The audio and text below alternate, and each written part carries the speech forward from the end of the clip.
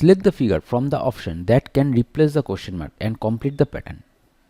এখানে কোশ্চেন মার্কের যে প্যাটার্নটা দিয়েছে এখানে কোন এই জিজ্ঞাসাচিহ্নের জায়গায় কোন প্যাটার্নটা বসবে সেটা দেখতে হবে। তাহলে which is right, look closely hear something, first look this. এখানে দেখো এখানে দুটো আছে, তো এখানে যে সাদা ব্লক অংশটা রয়েছে এখানে ব্লাঙ্ক আছে, ঠিক একইভাবে এখানে ব্লক এখানে ব্লাঙ্ক। তাহলে এদিকে যখন আসবে তখন এখানে ব্লক হবে, এখানটায় ব্লক হবে, আর এদিকটায় কী হয়ে যাবে আমাদের অটোমেটিক্যালি ব্লাঙ্ক হবে। তাহলে দেখো এদিকে ব্লক আর এদিকে ব্লাঙ্ক দুটো আছে, তাহলে 2 আর 4-এর মধ্যে যে কোনো একটা হবে।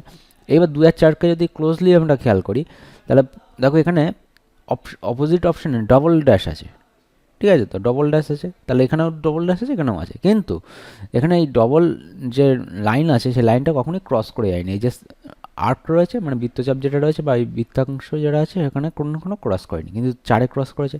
তাহলে অপশান 2টা হচ্ছে আমাদের রাইট অপশান, অপশান 2 হচ্ছে আমাদের রাইট অপশান।